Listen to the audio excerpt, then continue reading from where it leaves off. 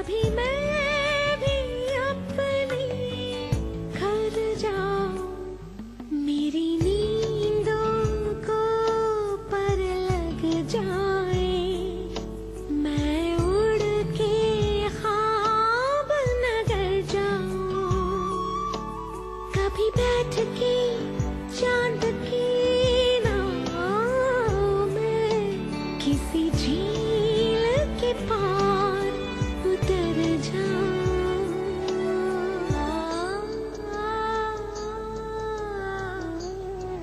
सबूत देखना चाहती हैं आप?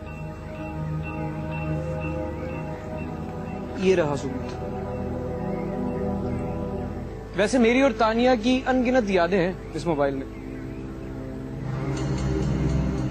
लगता है आप माँ बनने वाली हैं। लेकिन कुछ नहीं, मुझे पहले ही शक था, लेकिन अब यकीन हो गया। मैं बेगम साहिबा को बताने जा रही हूँ। तुम जिक्र मत करना उनसे, मैं खुद बता दूंगी।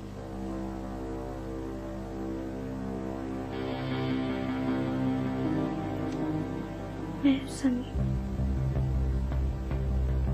कोरे नया तलाक। मेरी नींदों को पर लग जाए, जाए।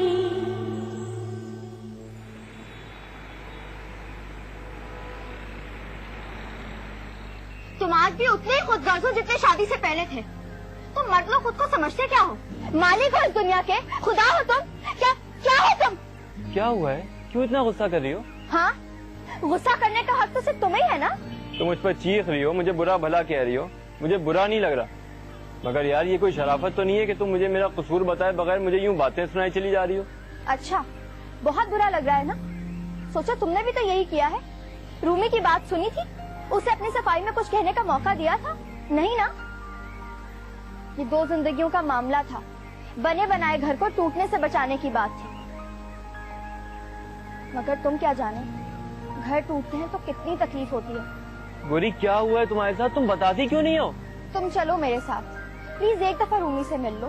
तुम्हारी बीवी है वो, तुम्हें उसका नाम किसी और नाम के साथ लेते हुए जरा भी शर्म नहीं आती? उसने मजबूर किया है मुझे। तुम सब मर्द शक्की होते हो। तुमने भी अपनी आंखों पर शक की पट्टी बांध रखी है। इस पट्टी को उतार के देखो, तभी सही और गलत में तमीज कर सकोगे। गोरी मैं रूमी के साथ नहीं, मैं तुम्हारे साथ जिंदगी गुजारना चाहता हूँ। तुम्हारे दिल में मेरे लिए कुछ नहीं है? नहीं, कुछ नहीं। ऐसा कुछ भी नहीं है जैसा तुम चाहते हो। मगर उस कामरान के लिए जो मेरा कजन है, अच्छी सोच रखती हूँ मैं। तुम प्लीज एक बार रूमी से जाकर मिल लो।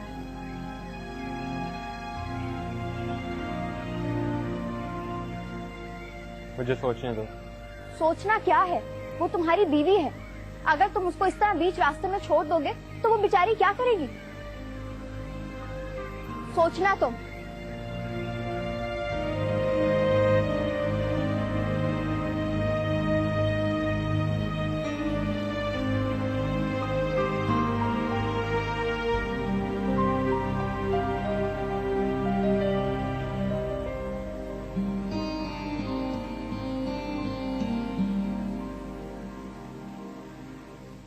अस्सलाम वालेकुम।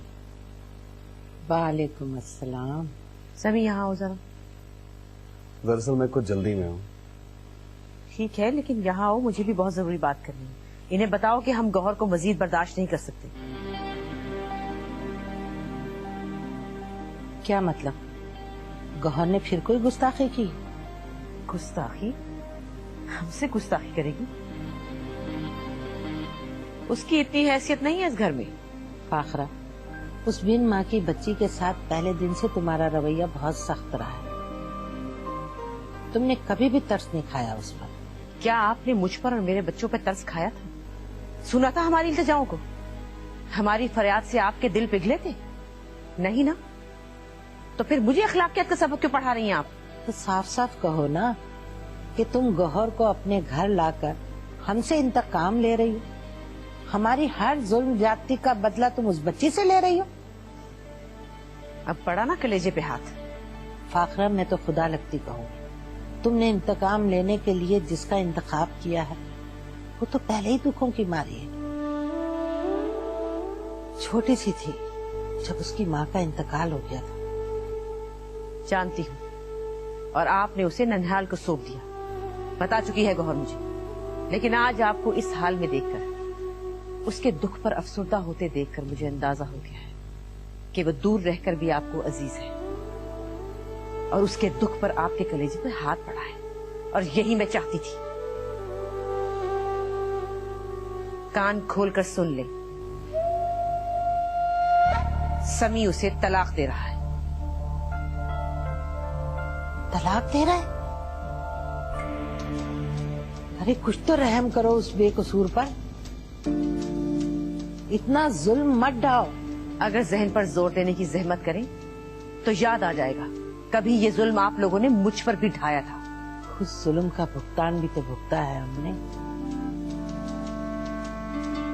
मैंने मजलूम की तरफ से आंख फेरकर जालिम ताकतवर का साथ दिया था, मगर तुम नहीं जानती फाखरा, उस जुल्म की सजा कितनी भयानक थी। ये सजा मेरे बेटे ने ही नहीं, हमारे पूरे खानदान ने भुगती है।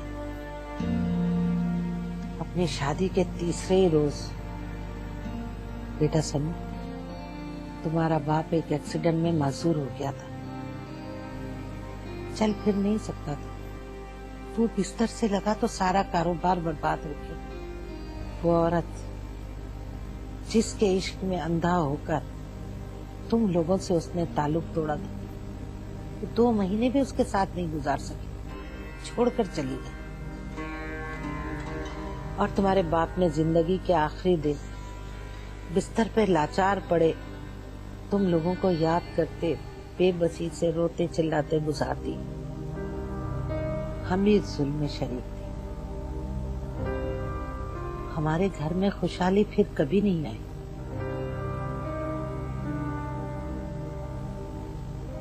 हमने सच्ची खुशी फिर कभी नहीं देखी।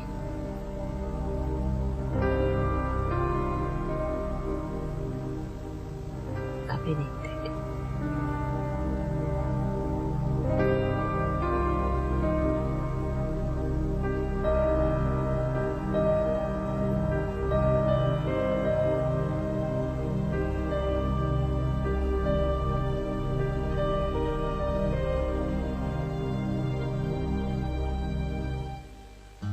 तुम जानते हो कि उस वक्त हम लोग कितनी मुश्किलात में थे। तुम्हें जॉब नहीं मिल रही थी और तुम बीमार भी पड़ गए थे। असफर मेरा चचाजाद भाई है, अगर वो मेरी हेल्प के लिए नहीं आता तो सोचो हमारा क्या होता। तो इस हेल्प के पीछे उसकी कोई गर्ज होगी, तो इसके बगैर कोई किसी की मदद नहीं करता।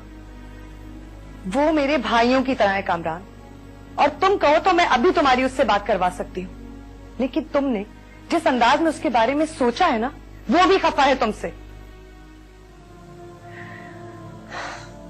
मैं जानती हूं, मुझे पता है कि तुम उस वक्त ज़हनी दबाव का शिकार थे। ऐसे में बंदा नेगेटिव हो जाता है, सोच पे कोई इख्तियार नहीं होता। लेकिन अब तो ऐसे मत सोचो। अच्छा ठीक है, मैं तुम्हारी उससे बात करवाती हूँ। कामरान, चलो गोरी। कामरान, मेरी बात सुनो। रूमी की मोहब्बत की कदर करो, वरना बहुत पछताओगे। ऐसा ना हो ये मायूस हो जाए, इसका मोहब्बत से यकीन उठ जाए, इसका दामन खाली करके तुम भी खाली हाथ रह जाओगे।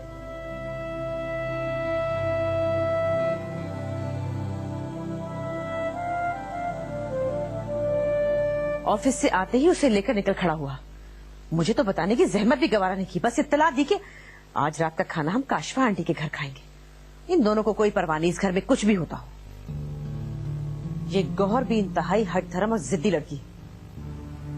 मैंने सोचा था जब दादी को ये बताएगी कि तुम उसे अपनी जिंदगी से दूर कर रहे हो तो उल्टे कदम वापस आ जाएगी, मगर इन लोगों को रिश्ते टूटने से कोई फर्क नहीं पड़ता।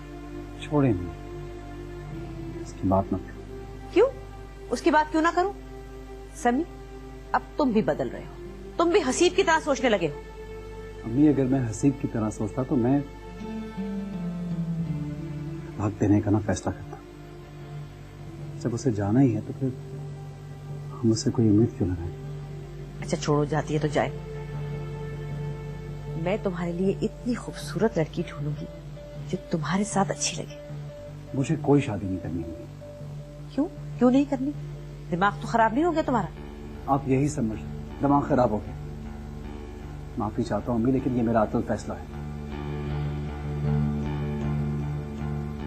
अम्मी मैं बहुत थक गया हूँ, मैं और किसी आजमाइश में नहीं पड़ना चाहता।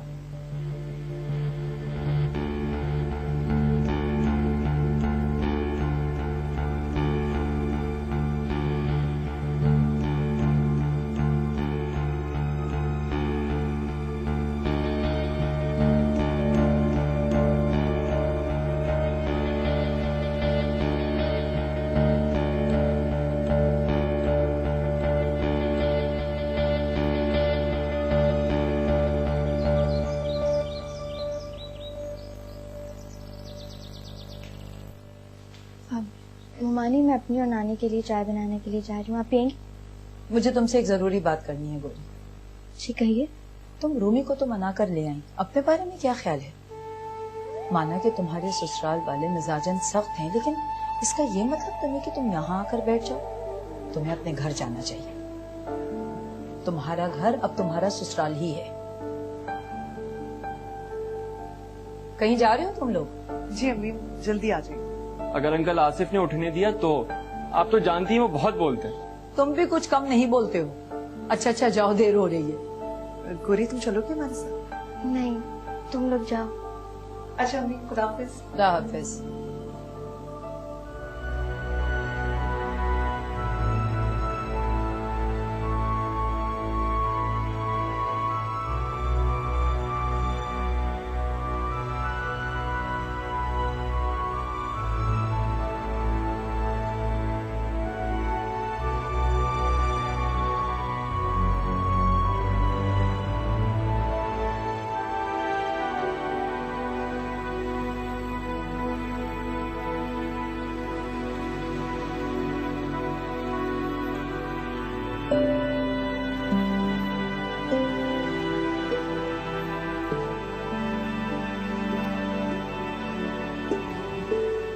सारा तुम क्या चाहती हो?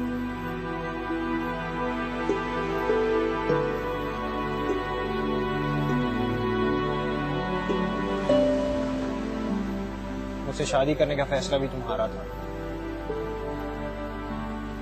क्यों, इन डिटेल्स में मैं नहीं जाना चाहता और ना ही अब इसकी कोई जरूरत है। मैं समझता था कि तुम मेरे साथ मिलके मेरे घर के माहौल को बेहतर करने में मेरी मदद करोगी। प्लीज, रहने दो इस लेक्चर को। तुम इस घर में अपनी मर्जी से रहती हो, अपनी मनमानी करती हो और फिर भी तुम नाखुश हो। जो तुम चाहती हो मुझे बताओ। अगर तुम मेरे साथ नहीं रहना चाहती तो भी बताओ। क्या बताऊं? मुझे खुद नहीं पता। तो फिर इस तरह नहीं चल सकता। मैंने बहुत सोचा है इस बारे में। मैं अपनी फैमिली से अलग नहीं रह सकता। अगर तुम्हें मंजूर है तो मुझे खुशी होगी, और अगर नहीं तो इस बार भी फैसला तुम्हारा ही होगा।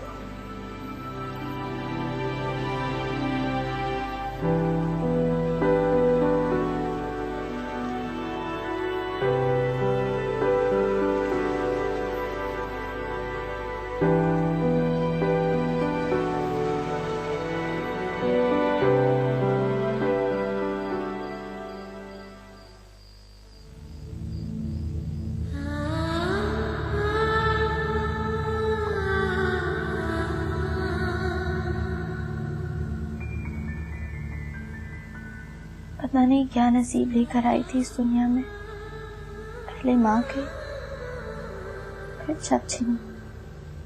सारी जिंदगी दूसरों के एहसान लेती रही, ताने सुनते रही, और अब मेरी औलाद भी हमेशा अपनी माँ की तरह इस खुले आसमान के नीचे बेयारो मददगार रहेगी। मेरे खुदाया, क्या इस दुनिया में एक और गोरी आने वाली है? मैं क्या करूं? कहाँ जाऊं? पापा से बात करती हूँ। वो मेरी मदद जरूर करेंगे। आखिर मैं भी तो उनकी औलाद हूँ।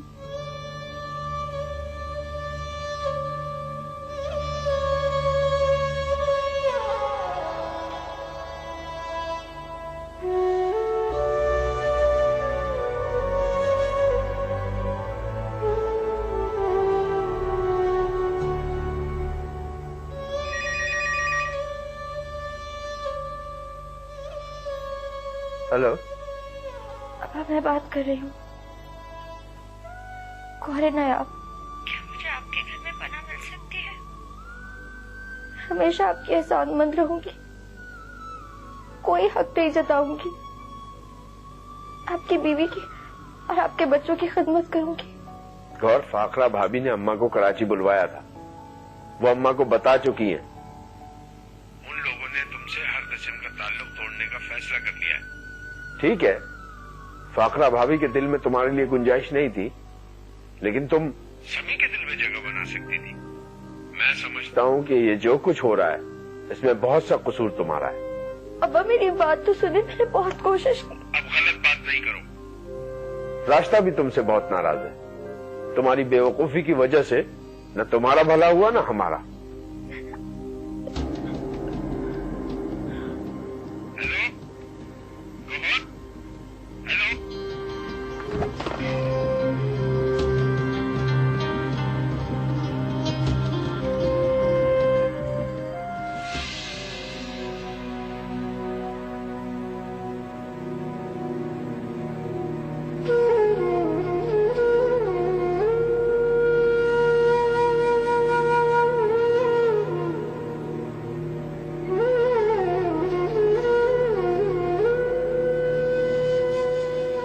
फाखरा, उस बिन माँ की बच्ची के साथ पहले दिन से तुम्हारा रवैया बहुत सख्त रहा है।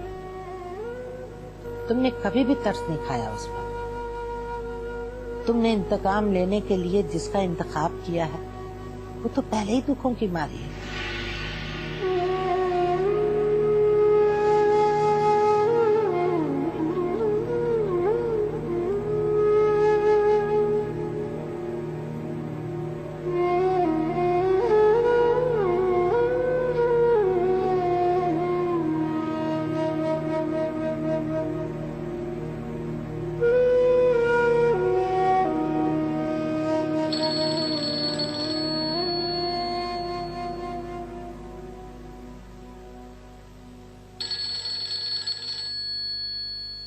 मेरी नींदों को बुलाए। अम्मी, अम्मी। हाँ, क्यों खैरियत? अम्मी, वो गौहर की कजन का फोन आया था। गौहर की तबीयत बहुत खराब है, हॉस्पिटल में है। इस वक्त रात बहुत हो गई है। अम्मी, वो ठीक नहीं है, हम लोगों को हॉस्पिटल में आना चाहिए ना उसके पास। हाँ, लेकिन मेरे तो अपने सर में बहुत दर्द हो रहा है। तुम सुबह अब चले जाएंगे। तुम सो जाओ जाके, तुम भी लाइट बंद कर दो।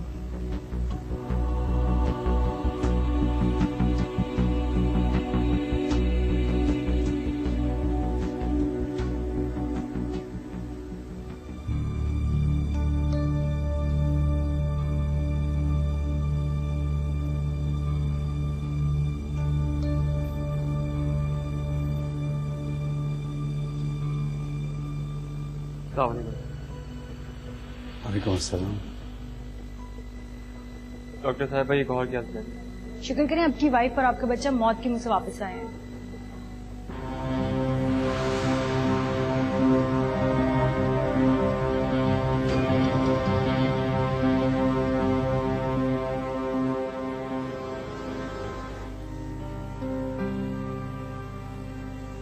अस्सलाम वालेकुम। वालेकुम सलाम। आप बेटा बैठो। नहीं, प्लीज बैठिए। तबीयत कैसी है उसकी?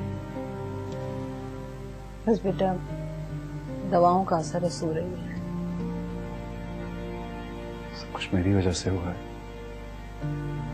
मेरे साथ मेरे घर में खुश नहीं है ये। ऐसी बात नहीं है, ये तुमसे बहुत प्यार करती है, तुमसे बहुत मोहब्बत है इसे।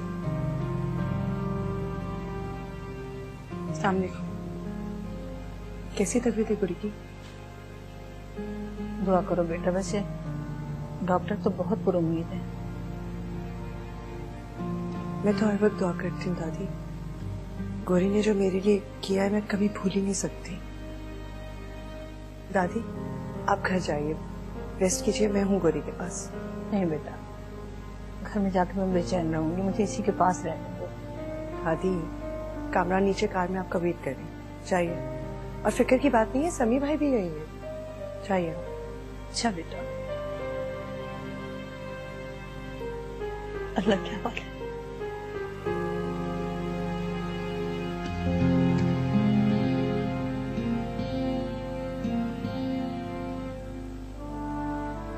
गौरी एक बहुत जिंदा दिल लड़की थी। हालांकि उसकी जिंदगी में खुशी का कोई नामो निशान नहीं था, लेकिन उसकी उम्मीदों की दुनिया इतनी स्ट्रांग थी। लेकिन आज की गौरी, ये वो गौरी नहीं है। मैंने गौरी को कभी रोते हुए नहीं देखा।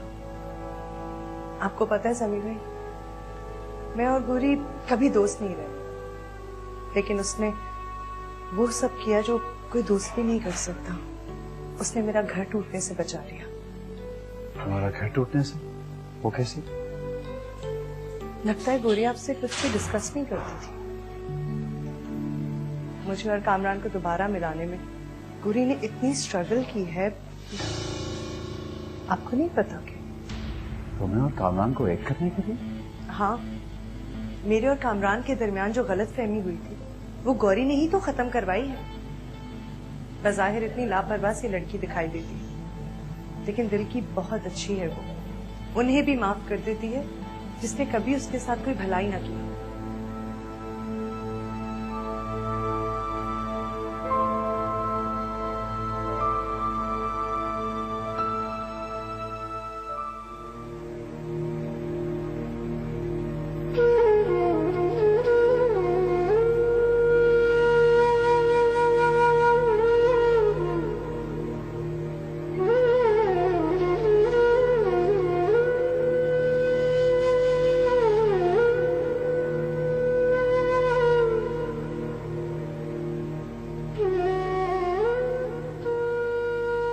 मुझे और कामरान को दोबारा मिलाने में गौरी ने इतनी स्ट्रगल की है।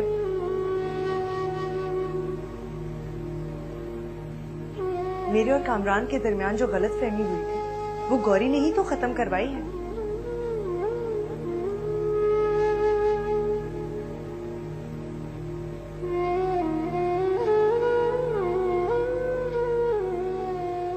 बज़ाहिर इतनी लापरवाह सी लड़की दिखाई देती है, लेकिन दिल की बहुत अच्छी है वो। उन्हें भी माफ कर देती है जिसने कभी उसके साथ कोई भलाई ना की हो।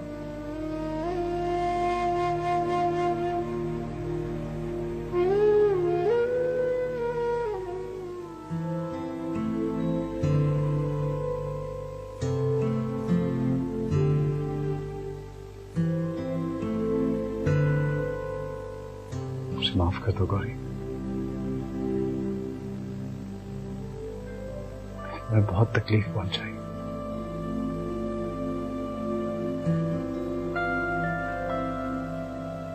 मुझसे वादा करो कि तुम अच्छी हो जाओगी, मुझे छोड़ के कभी नहीं जाओगी। बहुत शर्मिंदा, माफ कर दो प्लीज।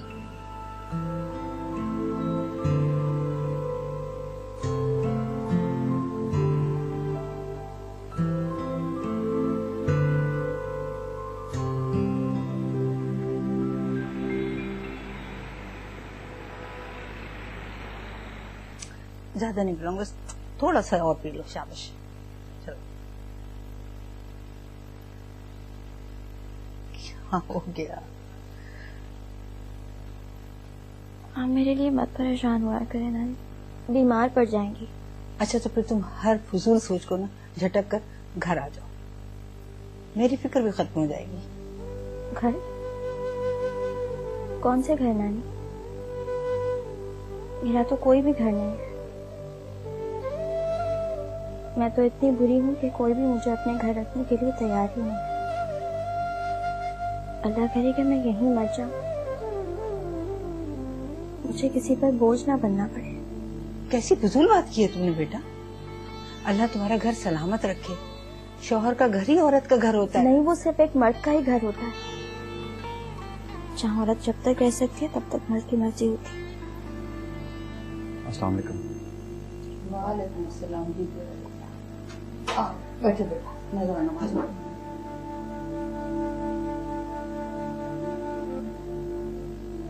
लगता है तुम्हें हॉस्पिटल कुछ ज्यादा ही पसंद आ गया। तुम ठीक होना ही नहीं चाहती। बेकार सोचे पाल रखी तुमने ज़हन में, और अपने साथ साथ हमारे बच्चे को भी परेशान कर रही हो। आपको अगर मेरी वजह से परेशान होना पड़ा है तो माफी चाहती हूँ। तुम्हारी माजरत तभी कबूल होगी जब तुम फजूल की सोचे पालना छोड़ दोगी। आपको क्या लेना देना मेरी सोचों से? भूल गए रास्ता जुदा करने का फैसला कर चुके। महज फैसले से क्या होता है? रास्ते तो अब भी एक ही। क्या तुम मुझे माफ नहीं कर सकती? मैं मजीद ख्वाबों में नहीं जी सकती। आप शौक से अपने फैसले पर अमल करें। अल्लाह की इतनी बड़ी दुनिया है, मेरी और मेरे बच्चे की कहीं ना कहीं जगह निकल ही आएगी। कोरी, सिर्फ एक बार मुझ पर भरोसा करके देखो प्लीज। अब तो मैं खुद पर भरोसा नहीं कर सकती,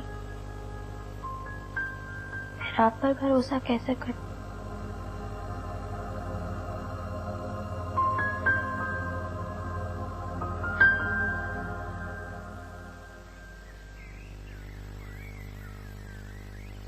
पता नहीं भाभी की तबीयत कैसी है। हसीब, तुम मेरे साथ हॉस्पिटल चलोगे ना? हाँ समी, कहाँ हो तुम कल से? एक फोन करने का भी टाइम नहीं तुम्हारे पास। आ तो गया मम्मी, खाना लगवा दें प्लीज, भूख लग रही है मुझे। तुमने जवाब नहीं दिया। मैंने पूछा कहाँ रहने लगे हो? मम्मी आपको पता है गौहर बीमार है, हॉस्पिटल में है, वहीं था उसके पास। बीमार है तो तुम क्या करते हो वहां? तुम तो उससे हर ताल्लुक खत्म करने का फैसला कर चुके हो ना? मैं एक बहुत बड़ा गुनाह करने जा रहा था अम्मी, अगर अल्लाह ने मुझे बचा लिया। मैं बेकसूर गौहर के साथ साथ अपने बच्चे को भी बेघर करने जा रहा था। तो मुझे माफ करें। बच्चा? कैसा बच्चा? मेरा और गौहर का बच्चा। गौहर मां बनने वाली है। सभी ये सब उस लड़की की चाल है। तुम्हारे पैरों में जंजीर डालने के लिए वो बच्चा पैदा करने जा रही है। मगर मैं उसके चक्कर में आने वाली नहीं हूँ। तुम्हें उसको तलाक देनी होगी। आई एम सॉरी अम्मी, अब मैं ये जुल्म नहीं कर सकता। समी, तुम मुझे इनकार कर रहे हो? अपनी माँ को, अपनी माँ पर उस 2 टके की लड़की को फौकियत दे रहे हो? याद रखो, या तो वो तुम्हारे साथ रहेगी या मैं। अगर तुम्हें मेरा जरा सा भी ख्याल है तो उस लड़की को छोड़ दो। अगर अम्मी, अगर मगर कुछ नहीं, तलाक के पेपर पे साइन करो, उसके मुंह पर मारो। मम्मा, आप ये क्या कह रही है? जिस लड़की ने आपकी इज्जत बचाई, आपकी बेटी को गलत करने से रोका, आप उसको ही अपने इंतकाम का निशाना बना रही हैं? तानिया, क्या बकवास कर रही हो? खामोश हो जाओ। मुझे बोलने दे, मैं आज खामोश नहीं रहूंगी। अगर आज भी मैं चुप रही तो भाभी के एहसानों का बदला मैं कभी नहीं उतार सकूंगी। भाई, जिस दिन आपने भाभी को गेट पर जाने से डांटा था, उन पर शक किया था, उस दिन उन्होंने मुझे घर से भागने से रोका था। मैं अपने बॉयफ्रेंड के साथ घर से भाग रही थी। तानिया, चुप। बाहर वो मेरे बॉयफ्रेंड को डांटने गई थी। इस घर में उन्होंने कैसे कैसे इल्जामात सहे, लेकिन कभी भी मेरा नाम अपनी जबान पर ना लाई। सिर्फ आप लोगों की इज्जत की वजह से। जो इंतकाम आप उस बेकसूर लड़की से ले रही हैं, अगर वो चाहती तो उस दिन मेरा साथ देकर आपसे भी इंतकाम ले सकती थी, लेकिन वो हमारी जैसी नहीं है मामा।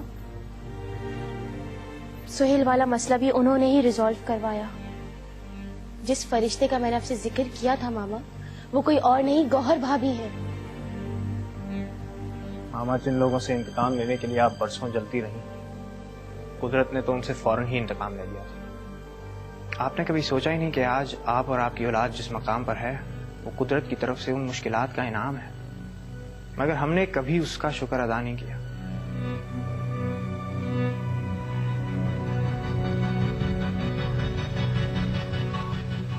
बेगम साहिबा, मैंने इस खानदान का नमक खाया है। मैं इसलिए जरूर कहूंगी कि आप जाके बहू बेगम को ले आए। अभी तो आपके आंगन में फूल खिलने वाला है। इससे बड़ी और क्या बात होगी बेगम साहिबा कि आप दादी बनने वाली हैं।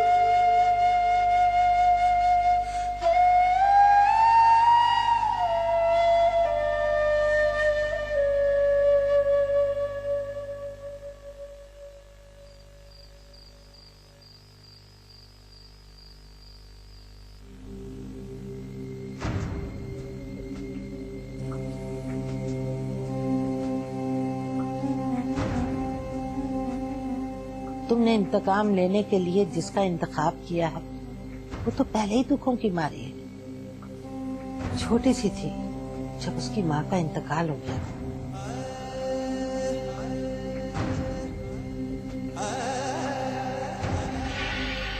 मैंने मजलूम की तरफ से आंख फेरकर जालिम ताकतवर का साथ दिया था।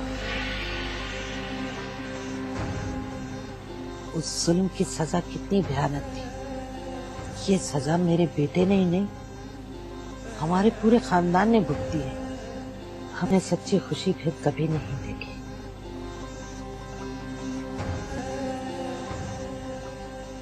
मैं कैसी बदकिस्मत औरत हूँ। खुशी मेरे दर पर दस्तक दे रही है। मैं दरवाजे बंद किए बैठी हूँ। मैं दादी बनने वाली हूँ और अपने ही खून को धुतकार रही थी, जैसे सुलेहा बेगम ने मेरे साथ, मेरे बच्चों के साथ और शायद गौहर के साथ भी किया। तुम जीत गई गौहर, मेरी नफरत हार गई।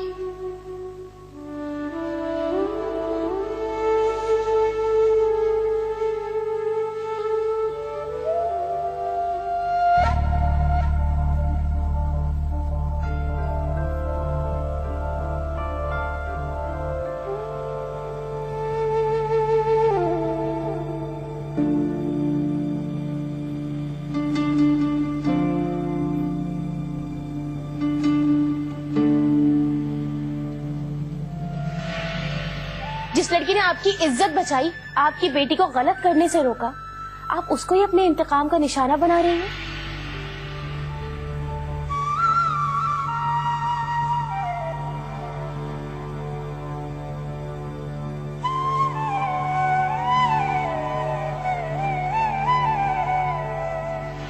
अगर आज भी मैं चुप रही तो भाभी के एहसानों का बदला मैं कभी नहीं उतार सकूंगी। भाई, जिस दिन आपने भाभी को गेट पर जाने से डांटा था, उन पर शक किया था, उस दिन उन्होंने मुझे घर से भागने से रोका था।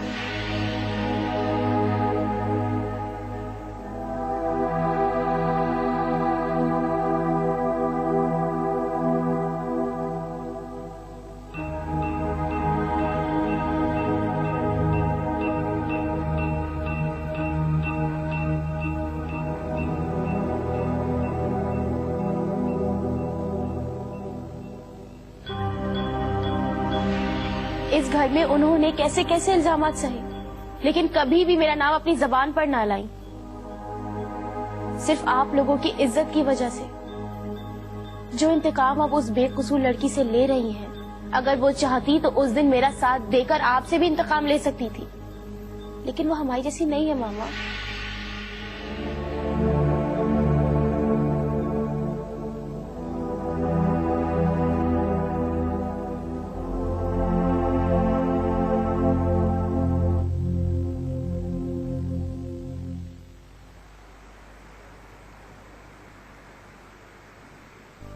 क्या बात है बेटा, परेशान है? सभी का इंतजार है। आ जाएगा बेटा, देर सवेर तो हो जाती है, किसी जरूरी काम में पड़ गया होगा। मुझे उनका इंतजार नहीं है नानी, जानती हूँ वो नहीं आएंगे। आएगा, जरूर आएगा बेटा, वो तुमसे मोहब्बत करता है। मैंने उसकी आंखों में तुम्हारे लिए प्यार देखा बेटा, वो तुमसे दूर नहीं रह सकता। रहने दे नानी, अब मैं किसी खुशफहमी में रहना ही नहीं चाहती।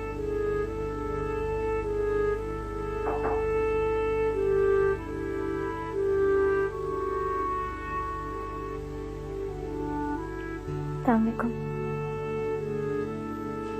वालेकुम अस्सलाम।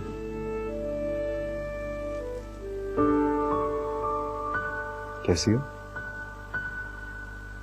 ठीक हूँ। आप कैसी हैं? अल्लाह का शुक्र बेटा। डॉक्टर से बात हुई है? उन्होंने कहा है 2-4 दिन में तुम्हें घर भिजवा देंगे। बस बाद में तुम्हें अपना ख्याल रखना होगा।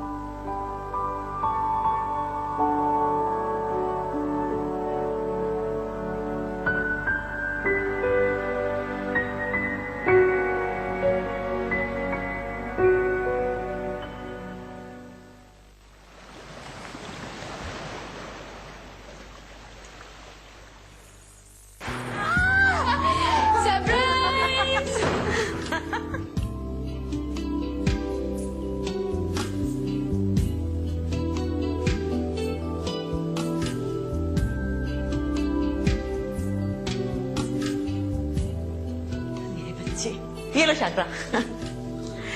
भाई आज से मेरा घर, मेरी बेटियां सारा और गोहरे नायाब संभालेंगी। आप क्या कह रही हैं अम्मी? भाई मैं तो अब संभालूंगी अपने पोते पोतियां, बस। अच्छा, और मुझे कौन संभालेगा? तुम्हें संभालेगी ये गोहरे नायाब।